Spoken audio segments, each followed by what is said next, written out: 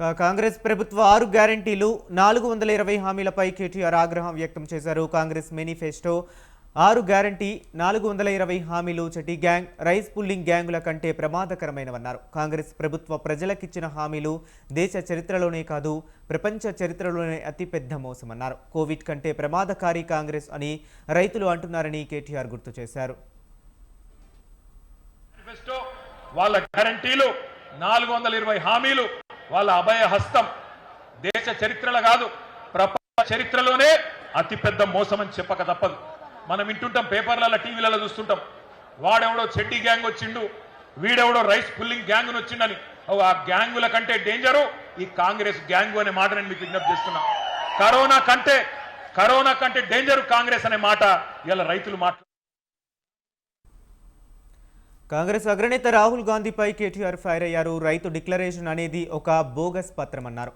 చిత్తు కాగితంతో సమానమైన డిక్లరేషన్ తీసుకొచ్చి రైతులు మోసం చేశారని ఆగ్రహం వ్యక్తం చేశారు. రైతులు నిరుపేద ప్రజల్ని మోసం చేసినందుకు గుర్తుగా ఇదే వరంగల్ వేదికగా సంగ్రామ సదస్సు ద్వారా ప్రభుత్వానికి ఒక హెచ్చరిక పంపించేందుకు రైతాంగం కోరిక మేరకు కార్యక్రమం ఏర్పాటు చేశామన్నారు. ఓట్లను కొల్లగొట్టేందుకు ప్రజల్ని మోసం చేసి ఆ తరువాత కాంగ్రెస్ నేతలు ముఖం చూపించడం లేదన్నారు. కాంగ్రెస్ నేత రాహుల్ గాంధీ నిలబెట్టిన సీఎం రేవంత్ రెడ్డి ప్రజల ముందుకు రావడం లేదన్నారు. అనేది ఒక బోగస్ పత్రం, ఒక బక్వాస్ ముచ్చట, ఒక చిత్తు కాగితంతో సమానమైన డిక్లరేషన్ ఇదే వరంగల్ గడ్డ మీద మీకిచ్చి మోసం చేసినందుకే ఇవాళ అదే గడ్డ మీదకి వెళ్ళి ఈ సంగ్రామ సదస్సు ద్వారా ఈ ప్రభుత్వానికి ఒక హెచ్చరిక జారీ చేసేందుకే రైతాంగం తరఫున ఈ కార్యక్రమం ఇక్కడ పెట్టుకున్నాం. ఓట్లు పెట్టుకున్నారు, ఓట్లు దొబ్బిండ్రు, ఓట్లకు ముందేమో బట్టెబాజ్ ముచ్చట్లు చెప్పిండ్రు, ఇప్పుడు దోకేబాజ్ పనులు చేస్తున్నారు. ఇవాళ గల్లీలో ఉన్న కాంగ్రెస్ కార్యకర్త ఎవరైతే ఇంటింటికి తిరిగి ఓట్లు అడిగిండో వాడు మాట్లాడతలేడు.